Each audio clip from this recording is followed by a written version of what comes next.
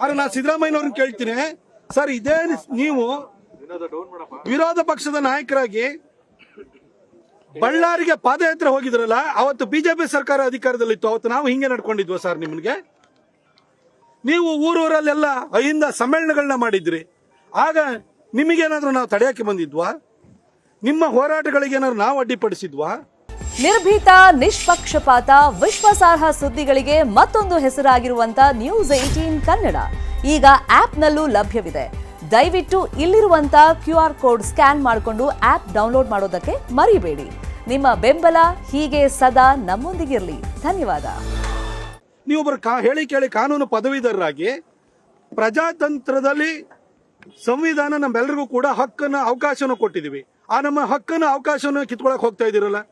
ಅದ್ರ ಜೊತೆಗೆ ನೀವೊಬ್ಬ ಕನ್ನಡಿಗನಾಗಿ ಕನ್ನಡದ ಬಗ್ಗೆ ಇಷ್ಟು ಅಸಡ್ಡೆಯ ಮಾತುಗಳನ್ನ ಆಡಿದ್ರಲ್ಲ, ಭುವನೇಶ್ವರಿ ತಾಯಿ ಬಗ್ಗೆ ಅಸಡ್ಡೆ ಮಾತಾಡಿದ್ರಲ್ಲ, ನೀವೇ ಅಧಿಕೃತ ಸುತ್ತೋಲೆ ಮುಖಾಂತರವಾಗಿ ಒಪ್ಪಿಕೊಂಡಿರುವಂತ ಅರಿಶಿನ ಕುಂಕುಮ ಕಲರಿನ ಬಾವುಟದ ಬಗ್ಗೆ ಬಾನು ಮುಸ್ತಾಕ್ ಕೆಟ್ಟದಾಗಿ ಮಾತಾಡಿದ್ರಲ್ಲ, ಆ ಒಮ್ಮಂಗ್ ಒಂದ್ಸರಿ ಕರೆದು ಬುದ್ಧಿ ಆದ್ರೂ ಹೇಳ್ಬಿಟ್ಟು ಕ್ಷಮೆಯಾಚನೆ ಮಾಡಿದ್ರೆ ಇವತ್ತು ಈ ಪ್ರೊಟೆಸ್ಟ್ ನಾವು ಹಮ್ಮಿಕೊಳ್ತಾ ಇರಲಿಲ್ಲ, ನಾವು ಕೈ ಬಿಡ್ತಾ ಇದ್ದು.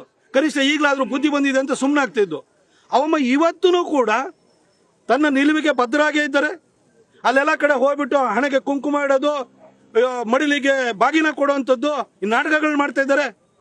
ಆದ್ರೆ ಒಂದು ದಿನಕ್ಕಾದ್ರೂ ಕನ್ನಡಿಗರಿಗೆ ಅವಮಾನ ಆಗಿದೆ, ಭುವನೇಶ್ವರಿ ತಾಯಿಗೆ ಅವಮಾನ ಆಗಿದೆ ನನ್ನ ಮಾತಿನಿಂದ, ಹಾಗೆ ಕನ್ನಡಿಗರಿಗೆ ನೋವಾಗಿದೆ ಅಂತ ಹೇಳಿ ಒಂದು ಕ್ಷಣಕ್ಕಾದ್ರೂ ಅವರು ಒಂದು ಕ್ಷಮೆಯಾಚನೆಯನ್ನು ಮಾಡಿದ್ರ?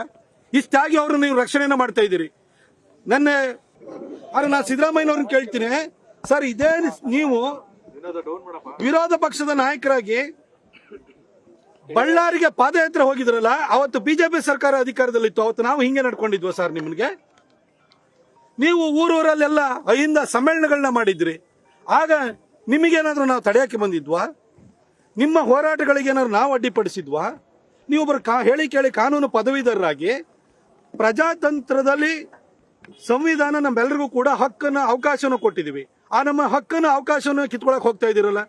ಅದ್ರ ಜೊತೆಗೆ ನೀವೊಬ್ಬ ಕನ್ನಡಿಗನಾಗಿ ಕನ್ನಡದ ಬಗ್ಗೆ ಇಷ್ಟು ಅಸಡ್ಡೆಯ ಮಾತುಗಳನ್ನ ಆಡಿದ್ರಲ್ಲ, ಭುವನೇಶ್ವರಿ ತಾಯಿ ಬಗ್ಗೆ ಅಸಡ್ಡೆ ಮಾತಾಡಿದ್ರಲ್ಲ, ನೀವೇ ಅಧಿಕೃತ ಸುತ್ತೋಲೆ ಮುಖಾಂತರವಾಗಿ ಒಪ್ಪಿಕೊಂಡಿರುವಂತ ಅರಿಶಿನ ಕುಂಕುಮ ಕಲರಿನ ಬಾವುಟದ ಬಗ್ಗೆ ಬಾನು ಮುಸ್ತಾಕ್ ಕೆಟ್ಟದಾಗಿ ಮಾತಾಡಿದ್ರಲ್ಲ, ಆ ಒಮ್ಮಂಗ್ ಒಂದ್ಸರಿ ಕರೆದು ಬುದ್ಧಿ ಆದ್ರೂ ಹೇಳ್ಬಿಟ್ಟು ಕ್ಷಮೆಯಾಚನೆ ಮಾಡಿದ್ರೆ ಇವತ್ತು ಈ ಪ್ರೊಟೆಸ್ಟ್ ನಾವು ಹಮ್ಮಿಕೊಳ್ತಾ ಇರಲಿಲ್ಲ, ನಾವು ಕೈ ಬಿಡ್ತಾ ಇದ್ದು. ಕನಿಷ್ಠ ಈಗಲಾದ್ರೂ ಬುದ್ಧಿ ಬಂದಿದೆ ಅಂತ ಸುಮ್ಮನೆ ಆಗ್ತಾ ಇದ್ದು. ಅವಮ್ಮ ಇವತ್ತೂ ಕೂಡ ತನ್ನ ನಿಲುವಿಗೆ ಭದ್ರಾಗೇ ಇದ್ದಾರೆ. ಅಲ್ಲೆಲ್ಲ ಕಡೆ ಹೋಗ್ಬಿಟ್ಟು ಹಣೆಗೆ ಕುಂಕುಮ ಇಡೋದು, ಮಡಿಲಿಗೆ ಬಾಗಿನ ಕೊಡುವಂಥದ್ದು, ಈ ನಾಟಕಗಳು ಮಾಡ್ತಾ ಇದ್ದಾರೆ. ಆದ್ರೆ ಒಂದು ದಿನಕ್ಕಾದ್ರೂ ಕನ್ನಡಿಗರಿಗೆ ಅವಮಾನ ಆಗಿದೆ, ಭುವನೇಶ್ವರಿ ತಾಯಿಗೆ ಅವಮಾನ ಆಗಿದೆ ನನ್ನ ಮಾತಿನಿಂದ, ಹಾಗೆ ಕನ್ನಡಿಗರಿಗೆ ನೋವಾಗಿದೆ ಅಂತ ಹೇಳಿ ಒಂದು ಕ್ಷಣಕ್ಕಾದ್ರೂ ಅವರು ಒಂದು ಕ್ಷಮೆಯಾಚನೆಯನ್ನು ಮಾಡಿದ್ರ? ಇಷ್ಟಾಗಿ ಅವ್ರನ್ನ ನೀವು ರಕ್ಷಣೆಯನ್ನ ಮಾಡ್ತಾ ಇದ್ದೀರಿ. ನಿರ್ಭೀತ, ನಿಷ್ಪಕ್ಷಪಾತ, ವಿಶ್ವಾಸಾರ್ಹ ಸುದ್ದಿಗಳಿಗೆ ಮತ್ತೊಂದು ಹೆಸರಾಗಿರುವಂತ ನ್ಯೂಸ್ 18 ಕನ್ನಡ ಈಗ ಆಪ್ನಲ್ಲೂ ಲಭ್ಯವಿದೆ. ದಯವಿಟ್ಟು ಇಲ್ಲಿರುವ QR ಕೋಡ್ ಅನ್ನ ಸ್ಕ್ಯಾನ್ ಮಾಡಿಕೊಂಡು ಆಪ್ ಅನ್ನ ಡೌನ್ಲೋಡ್ ಮಾಡೋದಕ್ಕೆ ಮರಿಬೇಡಿ. ನಿಮ್ಮ ಬೆಂಬಲ ಹೀಗೆ ಸದಾ ನಮ್ಮೊಂದಿಗಿರಲಿ. ಧನ್ಯವಾದ.